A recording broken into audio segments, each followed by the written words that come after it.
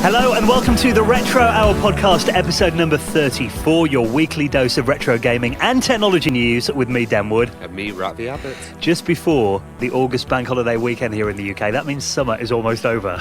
Yeah, I know, it's starting to feel a bit cold. Definitely got that kind of autumn buzz in the air right now, haven't we? Yeah. And I'm just thinking, we've been doing the show now, 34 episodes. In 4 months, we'll have been doing this a year? Oh, God. Yeah. Oh, it's going to be a great celebration then, isn't it? What a year we've had in 2016, though. And listen, guys, we appreciate you listening to the show every single week. We did mention last week that we've actually put a donations button on our website. You know, if you want to help support the show, just towards the running costs and that kind of thing. And a massive thank you to Rupert Fuller, who made a very generous donation in the week as well. Now, we've got some amazing guests coming as well, guys. Like, Dan knows who's coming on. And I want to give spoilers, but I can't. Yeah, I'm just absolutely blown away. So, yeah, we're just going to be going intergalactic with this. It's going to be great. Honestly, I think the rest of 2016, we could even excel what we've done so far on this show. So definitely keep checking us out. Every single Friday, of course, available from all your favourite podcast clients, iTunes, Stitcher, SoundCloud. Unfortunately, not yet on Google Play. No, yeah, and we've got a reason for that. We can't do it in the UK. Yeah, Google Play's not out here. We keep getting people going, yeah, when are you going to be on Google Music Play Store? And we're like, yeah, and every time we log on, it's not available like outside the US at the moment. So as soon as it is, we'll be on there. Don't worry. Totally. And talking of guests, we have one for you Specky users today. Yeah, now today, this guy actually holds a bit of a record for having more Spectrum games under his belt than any other author. Yeah, and he's still making them. So, he is. You know. He's been doing it since the late 80s. And it's Jonathan Cauldwell. Now, you may know him from Egghead. That was one of his famous games back then. And he used to do cover tapes for like Crash and Sinclair User. Yeah, and he's a local guy, so he's just come into the studio. Yeah, and, which always nice to get him in. Bit of eye contact. That's it. So he's going to be on the Retro Hour in about half an hour from now. One for the Spectrum fans today. It's going to be really, really interesting. So definitely worth hanging around for that. And you're going to be doing some streaming on Facebook this weekend. Yeah, I've managed to hook up my Amigas, which I've talked about a lot, to DJ with. Now, I've talked about this loads, but now you guys can actually see it and interact with me. So on Sunday, I'm just going to go on Facebook Live on the page and just see what happens. So this is going to be on the Retro Hour podcast's Facebook page. Yeah. So if you haven't liked us on Facebook yet, here's a reason. Ravi's debut DJ set live on the internet on Amiga 1200s. Have you got a time? I'd say Sunday at 1 p.m. GMT. Okay, so if you go on Facebook and like the Retro Hour podcast, you actually get a little alert on your phone anyway, don't you, when a page goes live? Yep. So that should pop up. And I'll be sharing it on all the Amiga pages, of course. So. Yeah. Now, speaking of the Amiga, obviously the biggest thing in the world of the Amiga right now are the Vampire accelerators. I've just ordered mine. It's been sent yesterday. Oh my God. You got your little alert in the post, didn't you, saying it's on the way? Well, we've actually got one of the Vampire team who's going to be coming on the podcast in the next 10 minutes or so. Gunnar, who he kind of does a software course for the FPGAs. So he's going to come on and give us... he needs basically the community's help in deciding what's going to be next for the Vampire. Well, yeah, you guys can help decide, you know. Yeah, what's going to be in the A1200 and 4000 versions and all that, and also find out a bit more about where they're at right now. So we'll talk more about that in the next 10 minutes. First of all, though, straight into this week's stories, and there's been a pretty big celebration. The World Wide Web is 25 years old.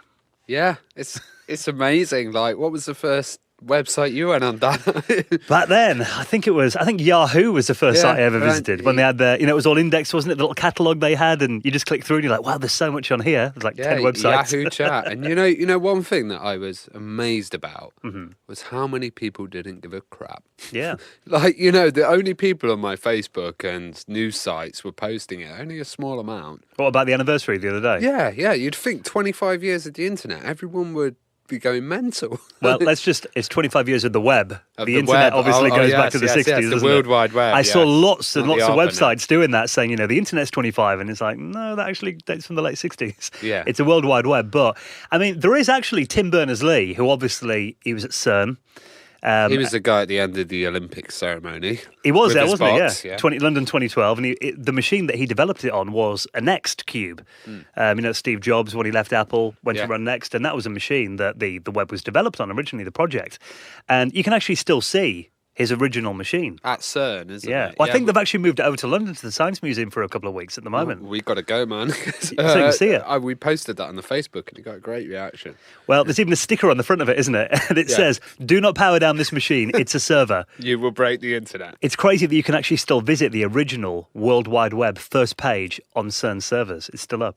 Excellent. I didn't know about that. Yeah, it's great. I'll pop the address in the show notes at theretrohour.com, but it kind of talks about what the web is. So it says here, the World Wide Web W3 project is a wide area hypermedia information retrieval initiative aiming to give universal access to a large universe of documents. Do you think it would have sold if people used that as the tagline?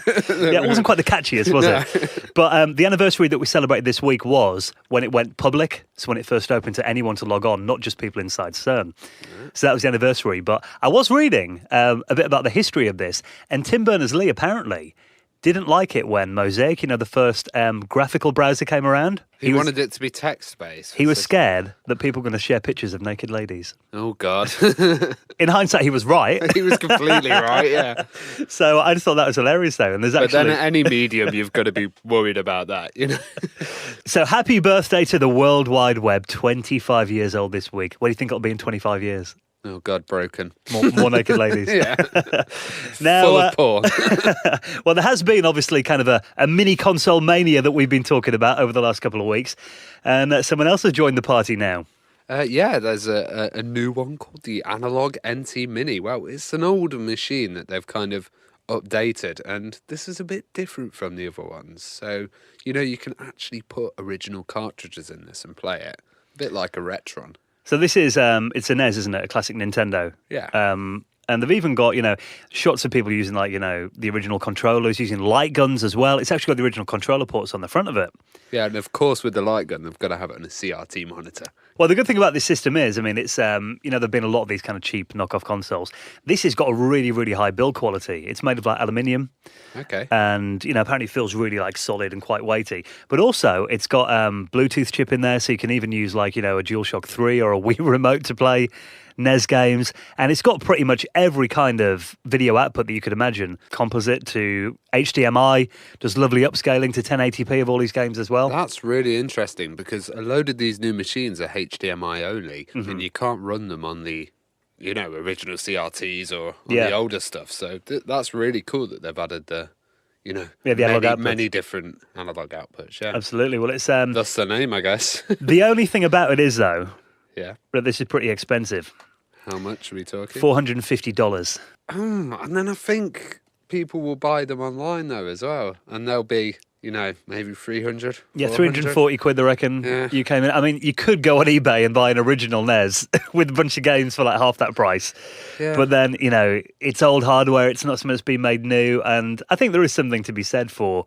someone points out here you could buy a PS4 and Xbox One with that and a bit left over for a game or two. So you got to be a pretty hardcore fan to buy it. But I think it's cool that people are kind of, appealing to the higher end of the market as well. Yeah, it's good that there's two levels. There's this lower end trashy ones that everyone's using, and there's these higher end, really expensive ones for the ultra geeks. So yeah, if you want something nice and expensive in your Christmas stocking this year, it could be worth looking at. Yeah. Now, obviously, we mentioned the Vampire project at the start of the show there. I've had a Vampire 2 for my Amiga 600 for about end of May. Yeah. Upgraded it to a Silvercore 9, I think it's on now. Blazing fast. Have been stuff like, classic Mac emulation, been running Windows 3.1 and stuff on it as well. I've seen your video on it, Dan. I watch it quite a lot because I'm just waiting, in anticipation. You've joined the party now, haven't you? Yeah. Well, I'm going to be doing a video on this as well, and it's going to be a lot more exciting than everyone else's because they're like, this is my comparison of the Vampire. Mine's going to be like, I've got it, Bit more energy than mine. Yeah, oh, God. Well... We want to get someone on from the Vampire team now because we get a lot of people asking, every time I see it on forums, people are kind of speculating about what's going to be coming next and where's the future of this project going to go. So we thought, let's just go straight to the team. Yeah, totally. Why not ask them? Exactly. So we've got him on the phone right now, all the way from sunny Germany. Welcome to the Retro Hour podcast, Gunnar from the Vampire team. How are you? I'm fine, thank you. Now we're very good, thank you. Now we thought we'd get you on because both being big Amiga guys, I think it's fair to say the Vampire boards that everybody's loving at the moment is the most exciting development in the world of Amiga in the last decade? I've been waiting since 1999 to get this board. World of Amiga 99. So, for people that might not be keeping up with this project, though, Gunnar, just briefly explain what is the Vampire? Well, the Vampire is CPU accelerator, and it's using FPGA technology. So FPGAs are chips similar to those chips which were used on some CPU cards in the Amigas before, which were programmable. And what we did is implement a complete 68K modern CPU into them. Now, we're talking some incredible speeds here as well. I mean, how quick have you got the Amiga 600 running now? Well, this info shows 130 MIPS. So, pretty decent. We're talking about, what, 115 times the original performance? Yeah, about like this, yeah.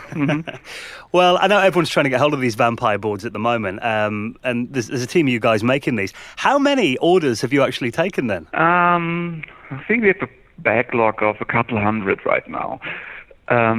But we are working, first maybe I need to make clear, well, my part in the project is the design of the CPU core. So we call it the Apollo C8-080 now. And the CPU core is basically a leftover or a child of the Natami project. This was a goal to make a new chipset for the Amiga, wasn't it, Natami? Like a new machine? Yes. The Natami was pretty ambitious project. It was including AGA chipset re-implementation and adding on top of this modern screen modes like Full HD and these kind of things. And we also, the first Natamis were built with CPU modules using 68K 060 CPUs, which we clocked at around 100 megahertz. But the supply, the SDs were not produced anymore by Motorola. It was clear that in the long run we need some replacement, and we started at that point to develop a new CPU compatible with the old ones, but to be faster than the 060.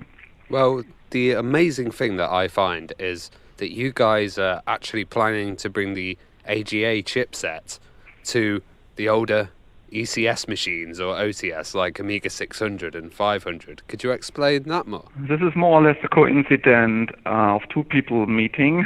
This was Igor, who produced an FPGA card targeted as a memory upgrade and CPU upgrade, and he was contacting me. He knew me from the Natami website, and well, at the end, he asked me a lot of questions about how to implement a CPU in the FPGA and so on. And at the end of the day, we joined up, and he got our already started CPU for the Natami project in his Vampire cards. So it's Igor who does those Vampire cards. I'm not doing them. I'm only in quotes, maintaining the CPU core. What kind of thing are people using the Vampire for at the moment then? Well, the Vampires right now are available for the Amiga 600, and right now there's also a model available for the Amiga 500. Well, I run normal Amiga OS 3.1 with some patches. I run macOS in Shapeshifter and Fusion emulator on this. This runs pretty nice. All those nice old Mac games run pretty well. World of Warcraft, Warcraft 2, not World of Warcraft. Warcraft 2 I was playing, Settlers, Heroes of Might and Magic. Pretty nice games. Yeah, my son likes them very much also. I use the Amiga always as a MP3 jukebox. This works pretty nicely. And we are right now also trying to tweak video players. So our goal is to reach a smooth playback up to a size of 640 times 400. So that what we usually had, all those AVI CDs in the old days, these kind. I think we can play back smoothly with a little bit of tuning. That blows my mind that, I can use my Amiga 600 with a Vampire card, and I've actually got a faster 68K Mac than any of the original Apple machines that came out. I can play MP3s in it and watch videos on the workbench. It's like, you never thought you'd see that. Yeah, it's pretty nice. It's what we always wanted to have in the 90s, isn't it? Well, the thing that everyone's looking forward to that I see on the Amiga forums is the Amiga 1200 version of the Vampire, which is in production at the moment. Can you tell us a bit about that then? What will it be like? What will it feature? Yeah, well, it will be this is very similar, but have more memory, and we're also testing or expecting in the next month to get our first standalone boards, which will have similar spec like the Vampire, but a little bit more memory. We are having now 1 gigabyte of memory on them. And these will be standalone machines that you can just put in a case and use as like an Amiga system, pretty much. Yes, they're basically an Atami Lite, if you say. Right. So I have not that many connectors. Like on the Atami, it was planned it included PCI and whatever you could think of. They are more like the Vampire with video out, HDMI, IDE compact flash connector, SD card connector, joystick, mouse, keyboard, Ethernet, and that's it. No parallel port, not so much legacy connectors. And this board, would you be able to put other cores in there, say an Atari core, or just any ones that are being worked on? In theory, yes. Our primary goal right now is to get the Amiga system running in those. But putting Atari chipset wouldn't be difficult to do. When can we expect this then? We as a team expect to get the first standalones next month. And we need to test them. There will be a lot of things to do, so I cannot promise any sales date yet. When it's ready. Yeah, sorry. The elegance of the Vampire is that it doesn't rely so much on so many features being complete, right? We started to sell those Vampires last Christmas, and at that point of time, the CPU was running, but the HDMI out wasn't fully developed. The drivers weren't fully developed for this, but it was already usable for the customers, right? So the customers could buy the CPU card and benefit from having 100 MIPS CPU power playing MP3s and such.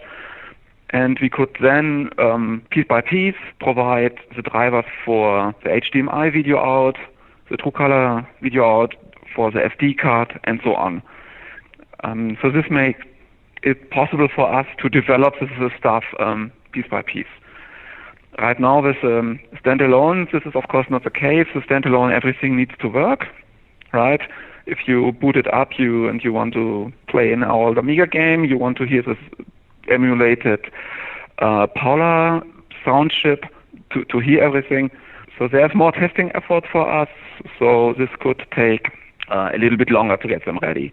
We still have the chipset from the Natami, so the AGA chipset from that point of time, so I do not expect this to take too long, but it could take 3 months or so before they're market ready. And what about the Amiga 1200 and 4000 versions then? Are they nearly complete or are they still in development? No, the 4000 version will certainly take a while. The reason is simply every bus protocol in the Amiga needs testing. So with every Amiga model, of course, it's easy to understand. This is a process which takes several months to do all this testing. And we are kind of doing this in a, let's say, in a way we try to provide the cards to the people having the majority of computers first. And so the next thing which we will bring out will be the 1200 version, because I think there are pretty many people waiting for this.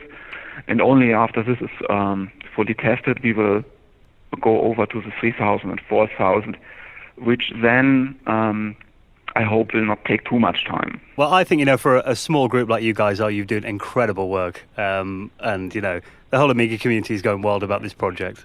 Thank you. And we'd love to get you on again for an update, maybe when you release the 1200 version. 1200, yeah. What I'd like to know, we have an... I could use some user feedback here. Maybe you could give me your opinion. We reach a certain performance level, right? And the performance level is basically the multiplication of the internal design of our CPU and the speed grade of the FPGA which we are using. Right now we are using, let's say, consumer level FPGA, which is affordable and which you can buy like for $50 per unit. Of course, there are much more expensive FPGAs also available from the vendors. There are ones you can buy for $300 or $500, which also are much more performing, right? So thinking right now is for the new models to make the FPGA on a separate mini PCB. So you have the let's say the Vampire or the standalone system as a main PCB, like you would say the mainboard of the Amiga 4000, and you have the CPU FPGA on a small module, like you would have the CPU on a CPU card on the Amiga 4000, right?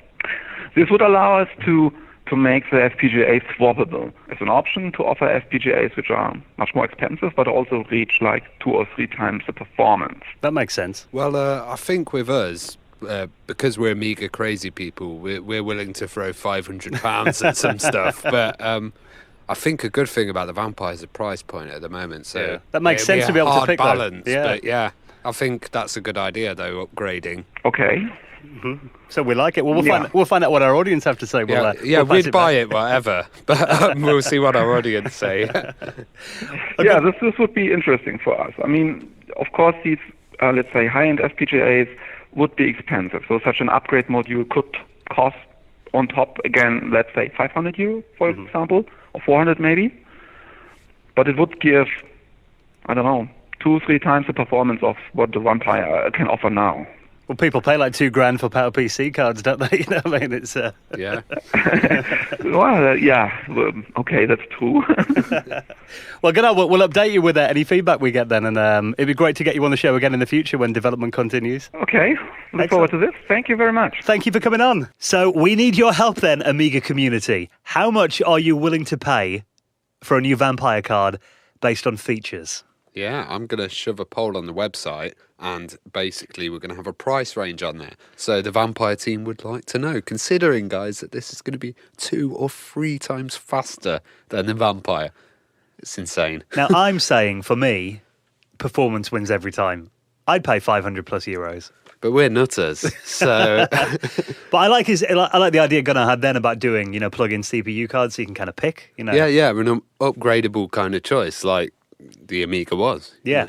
So this is going to go directly back to the Vampire team. I know everyone in the Amiga community is loving this project right now. I'm really excited about it. Make sure you go onto our website, theretrohour.com. On the front page there from today, Ravi's just set the poll up now, so you'll see it on there. Little tick box, let us know how much you'd be willing to pay for a Vampire card for the Amiga 1200 and 4000. And it's amazing because these guys are really pushing forward Amiga development. Think of this, standalone Vampire. That's what they were talking about. That's the new Amiga, isn't it? Absolutely. So we'll put that little poll on our website right now. Please do fill it in and we'll get that back to them in the next week, theretrohour.com. Right then, before we get into this week's special guest, you found a pretty cool video today, looking back at Nintendo in the 90s. Yeah, this is really cool. It's just like looking back at that office, and we've seen kind of Atari and we've seen the Commodore ones, but we've not really seen much from Nintendo.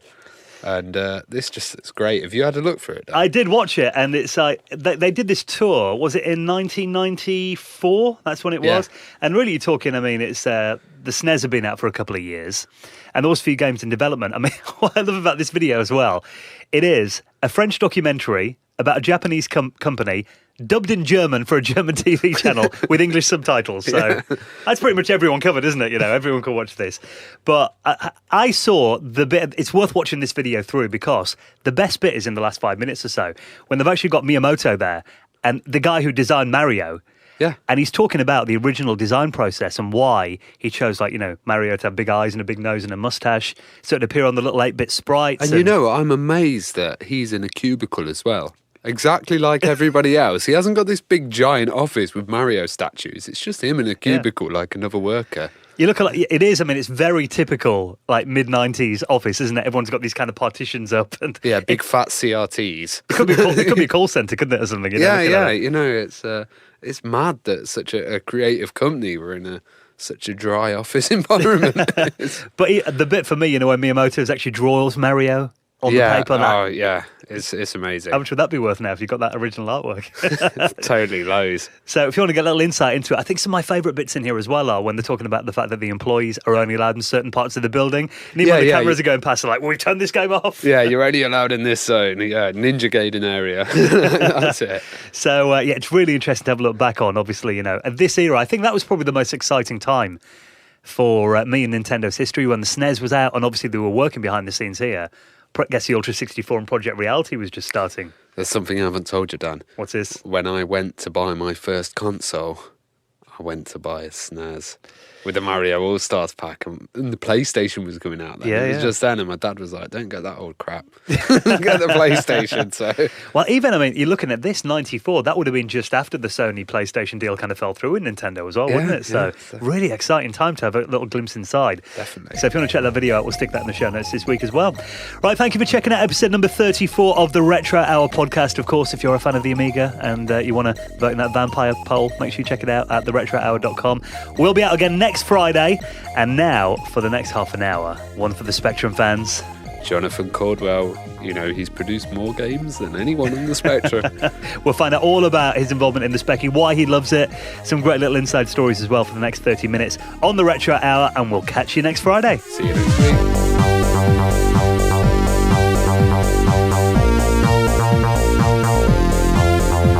You're listening to the Retro Hour podcast, and it is our pleasure to welcome this week's special guest, Jonathan Caldwell. Hello, Jonathan. Hello. Now, we've got you on the show this week because I heard that you've actually written more games for the Spectrum than any other author. Well, so they say, yeah. If you look on World of Spectrum, I've got a few dozen on there, so I've not seen anybody else who's written quite as many. Maybe the Shaw brothers have written quite a few, but it's a dubious claim to fame. You're definitely up there, though. Definitely one of the most prolific. Well, let's start right at the beginning of your story then. What was your first experience with a computer then? Where did it all begin? Oh dear. Can we count consoles? I did have a Pong console in the 70s, but that had 4 games on, the standard football, tennis, solo and squash, but that was about it until the ZX81 came along, and I used to play on my friend's ZX81s. Then, of course, when the Spectrum came along, of course, I thought, well, I've got to have one of these. It's got colour, it's got sound. So I started saving up for one. But obviously, being a kid, 11, 12 years old, I didn't have a lot of money, a lot of pocket money to spare, and they did cost a fortune. It was $175 when it was first announced, the Spectrum, the 48K anyway. So you could triple that in today's money, probably, couldn't you? Exactly, yeah. It was 1984 before I actually got to purchase one myself, which was a second-hand 48K with a dodgy power lead and a whole load of pirated C60s full of games from the guy I bought it from. Nice. So how did you kind of start getting into coding and wanting to make games yourself? Well, it was... I got into the Spectrum because I love playing games first and foremost. But once I started playing games, I thought, well, I wouldn't mind having a go at writing some of these myself. So, I dug out the manual and I started having a look at that and learning to program in BASIC. And before long, I realised that it just wasn't up to the job. Sinclair BASIC is a little bit slow. It's a very good language. It's got a lot of features, but it's just not got the speed. So I figured out I'd have to start learning machine code. How did you learn that? So you said you originally had a book. Did you start getting magazines or stuff for machine code? Yeah, there were magazines available. I mean, Sinclair User had a few articles in it. I think Andrew Hewson used to write bits and pieces from time to time. There was a series of articles by a guy called Marcus Jeffrey, who I think wrote Mutant Monty, was it? Or something like that.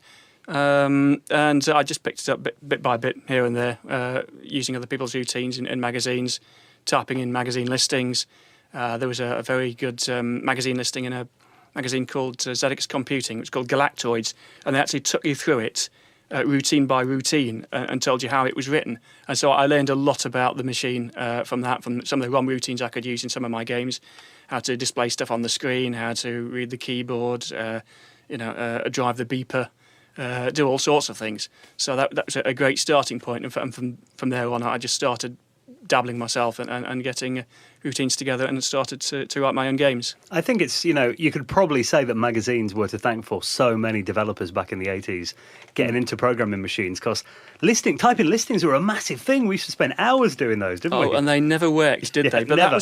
that was half of the fun, you see, because by debugging them, you'd sort of learn so much more than you would just typing in something which worked first time. And often the magazines would do mistakes in their listings, wouldn't they, as well? That didn't help. Yeah. And of course, you got the inevitable correction about 6 months later. But by that time, it was too late. I guess it's that kind of learning process that we don't really have now with computer games, where it's a shared learning, everyone doing the same program, everyone making the same mistakes and reading the letter of the guy that sent it in saying, this is actually wrong. Yeah, exactly. And everyone was learning about it, and people were sending in tips, and they were getting printed in the magazines, and everybody was more or less at the same sort of level, really, back in the early days. And we were all just, learning as we went along. And going back to your when you started coding, then when did you get to the point when you were able to release software, out to the public? Oh, late 80s, really. I think. Trying to think. I started taking out lineage ads in magazines. I think Sinclair User was one of the first. Must have been about 1987. And you'd get one or two orders via mail order from those. But to be honest with you, the games I was writing back then weren't really up to the job. They weren't very good. They weren't the sort of games that you'd get published in a magazine even. But they were my own efforts, so the best I could do. But I was learning all the time, and I think that was the case with a lot of these little adverts you get in the back of Sinclair User and the like. A lot of people would be just writing their own games and selling them in these little ads, which cost, I don't know, 5p per word. Like cottage industry. It was, yes. Well, speaking of the magazines as well, I mean, you did actually have software featured on several Spectrum magazines, like Crash and Sinclair User as well. How did those? How did that kind of come about then? Getting your software into the mags? Once I started to get better and started writing sprite games, I started thinking, well, these are getting better and better. Maybe I'll have a go at sending one or two of them to these magazines to see if I can get them on the cover tapes. So I sent one into Crash, which was Egghead, which is a platformer. And to my surprise, Richard Eddy, who was in charge of the cover tape back then, rang me up and said, yeah, we like it, and we'd like to put it on the February edition of the next magazine. So, I was delighted. That must have been amazing. Everyone read Crash here, didn't they? Yeah, it was huge. It was a very, very big magazine back then. It was just before the Spectrum just started to slide and the 16 bits really started to take off. And being an egg-based game as well around that period of time. Well, it was sort of, I guess I couldn't really avoid the comparison with Dizzy. It wasn't intentional, but I guess it probably didn't do Egghead any harm. I guess eggs were easier to draw. They were, that was the thing. I tried all sorts of other shapes, but eggs were just so easy. Because we had the Oliver twins on, they were talking about Dizzy, and they said originally it was meant to be a face. So, they made it into an egg just because it was easier. I can understand that, look on the screen, so definitely. So what was the reaction like after you got your software published on Crash then? That must have been when you saw it in the shops. Do you remember seeing that cover tape on the shelves? Yeah, that was amazing. I think my mum went out and bought a copy just for herself, I mean, that was quite something. Most of my friends had started getting into the ST at that time, so they weren't too impressed, but it was crazy getting letters through the post, from people who played the game and seen my name and address and the scrolling message that I'd stuck in the game. And I got plenty of feedback from that, and people who'd write to me and tell me, I've completed your game, or I found a cheat mode, or whatever, And sometimes they'd find pokes in your game and tell you, things that you've forgotten that you put in. And, well, oh, yeah, right, now I remember I put that in, yeah. It's really weird that you mentioned that, actually, because you think about the life of the Spectrum and the C64, and they actually went into the 16-bit period. So, you even had magazines that were out awfully late. So, What was it like being in that kind of crossover period still with the older system? It was a bit crazy. I mean, all my friends, as I say, had gone into the Atari ST and the Amiga maybe 89, 90, around that sort of time. So I was still writing games for your Sinclair and Sinclair User for until 92, 93. I think the last issue of your Sinclair was as August 93, was it? I think I had games on the June and July cover tapes. I was still sending in more games for inclusion, late in the summer, and they eventually had to ring me up and say, sorry, but we're closing the magazine in a few days. Stop sending us stuff. yeah. So, it was mad. That was a sad time when your Sinclair finally went down, the last Spectrum magazine. Well, I know you did actually get an Amiga though, didn't you? You said in '89. So yes. What did you think of the machine then? I thought it was a cracking machine. The graphics were great. The sound was fantastic. Some of the games were, of course, a lot more advanced than you get on the Spectrum. But then again, of course, it was missing a few classics. Things like School Days, which I really loved on the Spectrum. I was into, it was half and half. Part of me really loved the Spectrum games. Part of me sort of liked some of the Amiga stuff as well.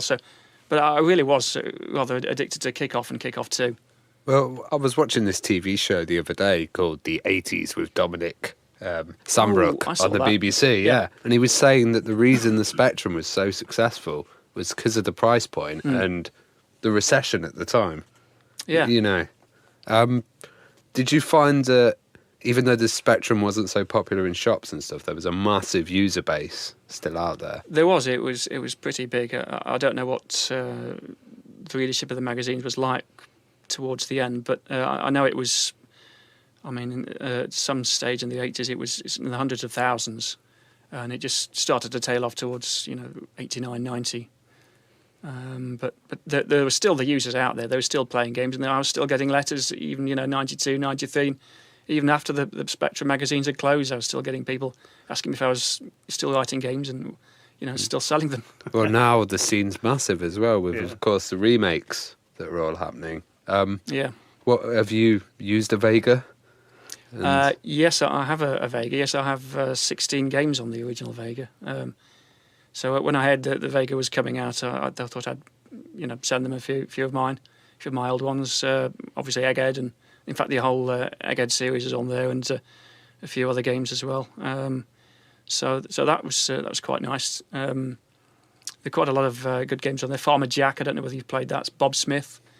That's his game. That's a cracker. I really like that one. The whole Farmer Jack series. There are a few other modern titles on there, along with a load of classics, of course.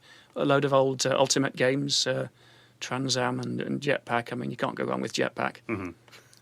Well, I know to a hardcore Spectrum fan, I shouldn't really mention the C word, but, obviously the Commodore 64 was big around that time as well. Did you, at my school, I think it was like this in a lot of British schools, there was a massive rivalry between the C64 and the Spectrum. Did you kind of get caught up in that at all, or did you experience it at all? Not particularly, no. It was more Spectrum and Acorn Electron. There were a few Commodore 64 owners, but I don't think my year or the year below me were particularly really struck by the Commodore at that time. I did meet Commodore 64 owners later, but not while I was at school, no. So there's no real playground fisticuffs over who had the best 8-bit or anything like that. I mean, the Acorn Electron mob were very definitely into the programming, and of course I actually had one of those as well myself at one point, just so that I could get my O-level computer studies, and you did it for BBC Basic, you see, as everyone did. Yeah, well, everyone used, Acorn machines were the education standard then. I mean, we all had them in schools. And yeah. It had a nice Basic, though, didn't it? It did, yeah, Def Proc and, define function as well. It was... Totally forgot about the Acorn crew. There used to be a little group at our school as well, and they're always into robotics and controlling they did some of that stuff, as well. They always had all the most impressive hardware at the time, the disk drives and all piled up high. So, how long did you stick with the Spectrum for then in your first run? My first run, I don't think I ever really got rid of a Spectrum. I think I've always had Spectrums. I was still programming the thing until the late 90s, and then sort of had a break for 2 or 3 years, and then started again in 2002 with Egghead in Space. So I've not really had that much time out, to be honest. It's been Spectrum all the way through. What is it about the Spectrum then that holds you to it? It's its simplicity, really. It's a very blank canvas, so anything you want to do, you can do. It's just a matter of sitting down and working out what you want to do, how you want to do it, and how best to do it with the CPU power you have available. There's not too much that's going to get in the way, but then again, there's not too much help on the other hand either. So, it's quite a nice sort of blank canvas, as I say. Well, you've tried to help some users with development with a game, Arcade Games Designer.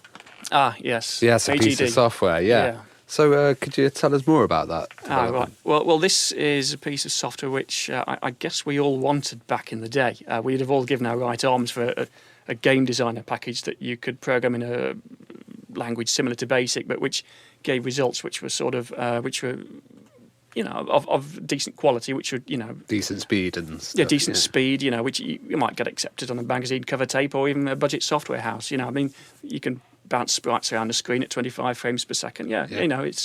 That's something you couldn't really do back in the day with the packages we had available. We had things like Game Designer by Quicksilver, which wasn't standalone. You couldn't create standalone games with it. We had Haig from Melbourne House.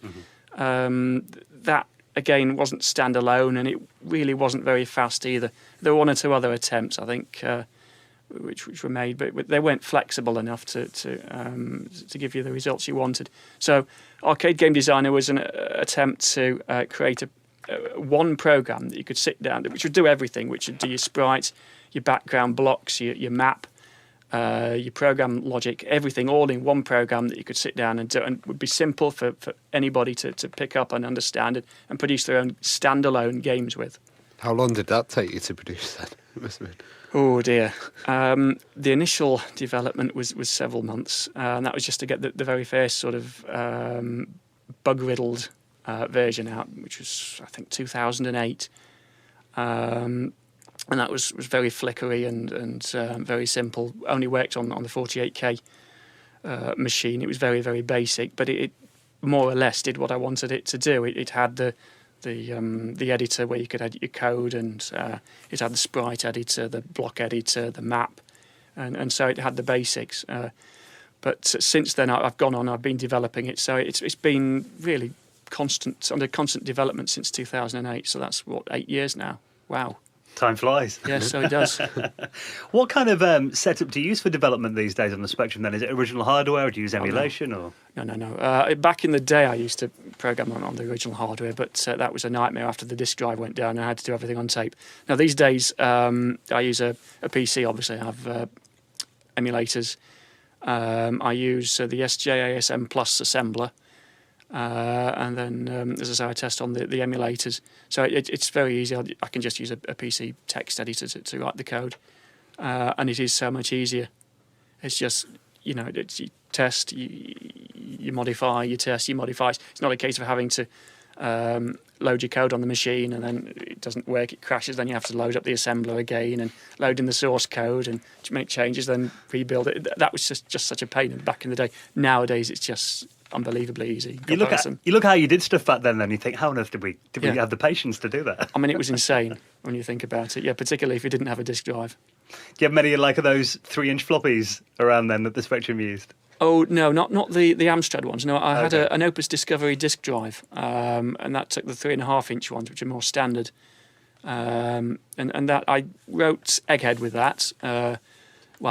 Almost wrote Egghead with that. It was 95% there, and then the disk drive went down, and ended up having to hack the last few routines in there manually, and doing it with tape, and then everything else was written using tapes on a battered old Plus 2 after that, which was a major pain. Well, one thing Matthew Smith used to say was when he was coding Jet Set Willy, he'd have to do it at night because his mum would put the kettle on for tea and it would crash the Spectrum.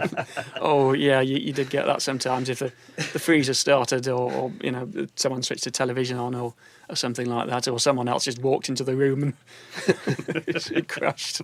That was I think that's part of the quirkiness of it, though, isn't it? And it's very British, that isn't it, that the hardware would do that. I mean, we mentioned Amstrad there. I mean, obviously Amstrad took over Sinclair in the late 80s.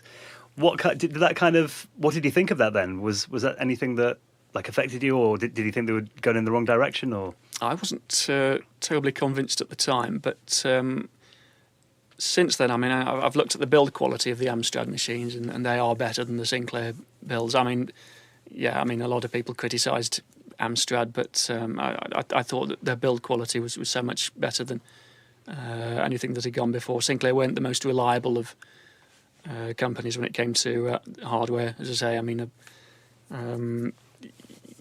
your machine would sometimes reset when someone walked into the room or something, particularly if you were loading. So, the Amstrads were far more robust. I mean, my Plus 2 is still working. It's never needed repairing, and it's still going strong. So, I thought they were better machines. Did you ever try any of the other Sinclair machines, like the QL and? Not the QL, no. I still have a ZX81 somewhere at home. I've never had a ZX80 though. I'd really love one of those, but I bet they go for a fortune on eBay these days. You couldn't give them away about 15 years ago, but now, No. like ridiculous money. Like anything retro, isn't it, all of a sudden? So did you make much money doing Specker games? Ooh, right. You want to know what the magazine cover tapes paid? We are quite interested, Yeah. I must admit. Yeah, it depended. The lowest amount I ever got paid was £50, and that was for Haunted House. Mm-hmm. Most of the time it was 100, 200 quid, something like that. I think your Sinclair usually paid a couple of hundred. I think Sinclair user would go up to 250. But yeah, Egghead 2 were 100 quid. Not bad, though. It was all right Yeah. back in the day, yeah. Mhm. It was a few quid. You keep yourself in blank tapes and pay your electricity bills. Buy more stuff for the computer, yeah. Yeah, Generally how that was works. it, yeah. Well, obviously, you've done like some arcade conversions as well, stuff like Mega Blast and that kind of thing. Where did the ideas for these come from then, and how did you go about doing those? Oh, well, back in the day, I was more interested in the programming exercise and doing something I hadn't done before. So Mega Blast was just an attempt to do a scrolling shoot-'em-up. The idea came from the Amiga game Gold Runner 2. Mm-hmm. I just wanted a game where you could move a spaceship up and down a scrolling background, sort of like Iridium, but turned through 90 degrees. And then you'd be zapping aliens and collecting hostages and collecting so many to get to the next level. So it was a very simple game, but it was more about the challenge of getting all the scrolling background and all the sprites moving around smoothly on the screen, which is not easy to do on a Spectrum, which doesn't have any hardware support for that kind of thing. Must have been quite a buzz when you managed to do something that's technically quite a challenge and then you see it running on the screen. Yeah, it was. I mean, it's not as smooth as it might have been, but it was my first effort at a scrolling shoot 'em up. So yeah, I was delighted with the result in the end, and it worked quite well. If there were any add-ons you could have for the Spectrum, the original one, like that you wish could have been on there, what would they be? Oh, no, that's a good question. I guess hardware scrolling would have been nice to have, or sprites. It would have made programming games a lot easier. But then again, it wouldn't have been so much of a challenge. And of course, I'd probably not be as good a programmer today if I hadn't sort of overcome all these difficulties because of the lack of hardware back in the day. So you probably wouldn't have enjoyed it as much. It wouldn't have been as challenging. Yeah. Well, you mentioned you had the Amiga, but you stuck with the Spectrum. It's probably because the Spectrum was more of a challenge. Yeah. I mean, I did write a point-and-click card game on the Amiga, but never went any further than that. It was always the Spectrum that was the real challenge to program, even though it had very basic graphics, it had very simple sound. But the challenge was there, trying to get a simple, playable little game that people would enjoy and play and have fun with, into what, just over 40k of available RAM, really. Trying to get every little byte. Oh yeah, definitely. Obviously, you knew which system variables you couldn't touch and which areas of RAM you'd have to avoid. Obviously, the screen took up 6.75k as well, so there were areas you couldn't really do a lot with. But the rest of the RAM, you could play with and do what you wanted with. And of course, you had to leave room for the stack as well. Mm-hmm. Well, you mentioned that you've stuck with the Spectrum pretty much, since you got your first one back in the late 80s. Did you kind of see the rise of the internet changing the Spectrum community, and did it make you realise that people are still interested? I was amazed to find other Spectrum users out there. I mean, when did I get on the internet? 98, 99. I think one of the first things I typed into Google was ZX Spectrum to see what else was out there. And I was amazed to find the World of Spectrum website. Mm-hmm. So I think I spent a little time looking at some of the games, downloading a few of them and playing them and thinking, well, this is great. Some of the games I never had back in the day and always wanted to see. And, of course, then my attention turned to the forums and started reading those and seeing that there were lots of other enthusiasts out there who were still using the Spectrum. And I thought, well, I really have to get back into this. I really have to start writing games again. So that's what I did in 2002, and well, the rest is history, really. So I think, we mentioned the magazines before. They were really the centre of the community. When they went, you didn't really know if anyone else was out there still. You just assumed everyone gave up, I guess. Yeah, the community sort of just fragmented. It just didn't really exist until the internet came along, and bang, everybody was back there again. That was just magic. You got like 100,000 people posting on Spectrum forums. Where all these people come from? Yeah, we were talking about World of Spectrum the other day, weren't we? Yeah. It's just an absolutely massive site. It is. It's incredible that the amount of people on there, and it's amazing to get. I mean, the community that's built up there over the past few years. I mean, there's something like, is it 100 Spectrum games released every year? It's crazy. It's crazy, yeah. Because we hear so much about Spectrum, and we hear so much about new systems coming out, new games coming out. Oh, yeah, the new systems, and we're just amazed. What do you think it is? I mean, I think it's been, in recent years, I've noticed, obviously we've got these new Spectrums that are being made now. What do you think has kind of reignited a lot of people's interest in it over the last, 5 years or so? Retro's always been popular, hasn't it? I mean, people like to look back on their childhood days and with fondness, and maybe recreate them when when they've grown up, and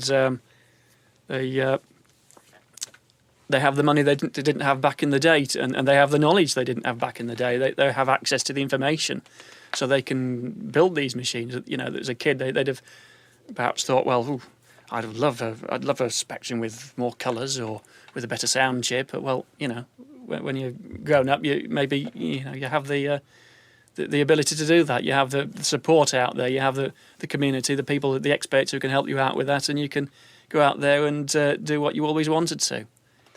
It's like, you look at now, you can get SD card readers for every model of the Spectrum, can't you? Yeah. And it's like, if someone had told you when you were a kid that you could literally go onto a website, download every Spectrum game ever, put it on this little bit of plastic, and then have them there, it's like, that would have blown your mind. It would, yeah. I mean, I remember a friend of mine had an Opus Discovery as well as I did, and he had 20 games on one disc, and I was, wow, 20 games on one disc.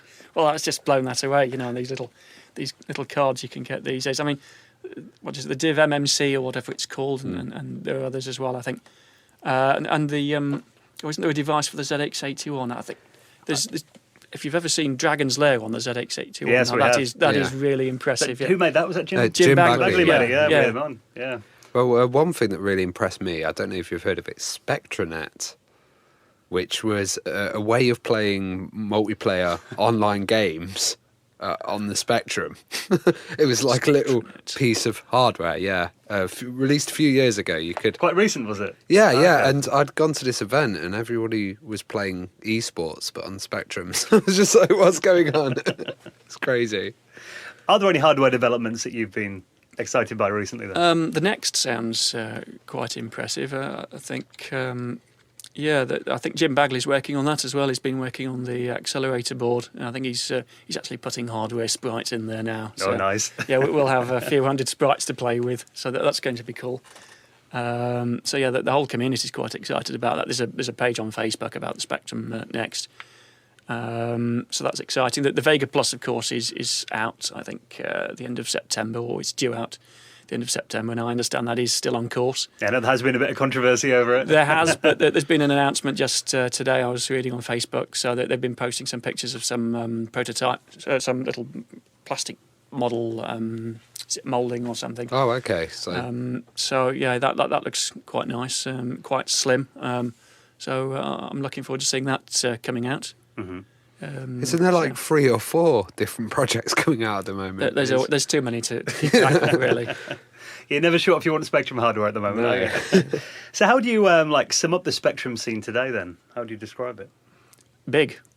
Yeah, it's so many people, so many different people doing different things, and the people writing software, people making their own hardware, and others who just sit in the middle and play games and just enjoy it, and it's cool. So, what are you working on at the moment? Right. Well, I've been working on a PC version of Arcade Game Designer. What I mean by that is that converting Arcade Game Designer to the PC so that you can edit Spectrum games on the PC itself. Ah, now, Paul Dunn's been doing the editor for that. I've written the compiler of the game engine. We've made some modifications. We've improved the basic language, but it's basic inspired language, and it's going to be capable of doing a lot more than AGD is. As I say, Paul Dunn's been doing a lot of the hard work on the editor, and he's been doing a fantastic job on that. So I'm really looking forward to seeing that come out soon.